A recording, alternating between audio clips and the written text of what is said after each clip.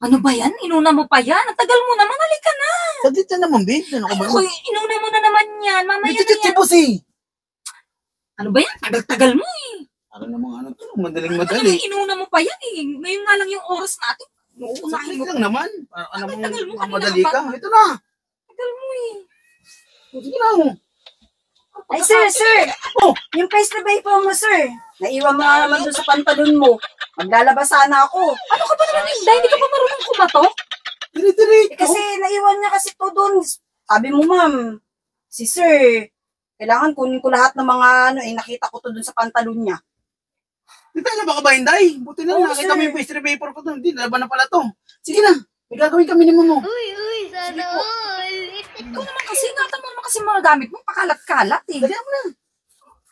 Yung ano pa naman natin, kasama natin, parang, Oh, dali. ngayon mo yan. Nakakainis talaga. Sige na. Ayun lang yung time natin eh. Tara na. Ayun lang Ay, sir! Oh! Sir, yung ano nga pala, yung vitamins mo, yung ascorbic acid mo. Minum ka muna niyan. Di ba, ma'am, sabi mo, painumin ko si sir? Diyos me, Inday, nandito ako. Pwede naman ako na lang magpainom mamaya.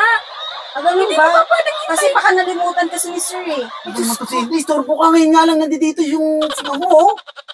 Sige, Mamaya sir. na lang ako na lang magpapainom, pwede? Oo po, ma'am. Ay, Diyos Sorry ko. po, ma'am. Ganyan si Inday talaga, napakasipag ng katulong mo na yan. Kaya lang minsan wala sa ano eh. Sige na. Wala Okay. sa ayos eh. Okay. Ano ba? Ano mga wala pa si Inday? Ano?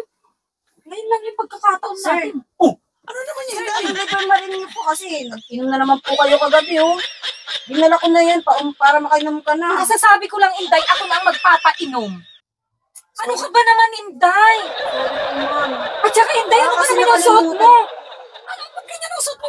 Pumapasok ka dito sa kwarto namin? Ano ganyan ang suot mo? Naglaba po kasi ako ng damit ko, ma'am. Wala na Ay, po Diyos kasi ko. ako madamit eh. Sipag mo naman talaga, Inday.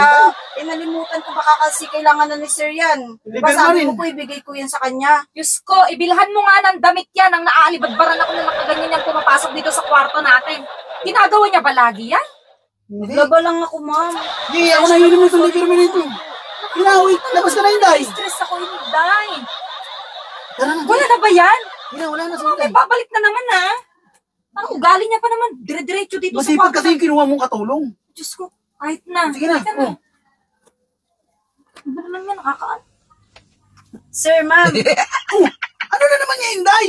Mag-uumpisa pa lang kami. Ano ka ba naman? Oh, Istorbong-istorbo ka naman. Sorry, Ngayon lang si Mamo nandito, tapos ganyan ka pa. Pabalik-balik ka dito sa kwarto. Ito nga po, sir. Binilan ko po kayo ng robust. Robas? Oo, para magtagal kayo. Diba? Ano? Okay ba, sir, ma'am? Sige na, labas ka na. Thank you ah. Ah, magtagal Thank you kayo, sa sir, Robas ma'am. ah. Okay.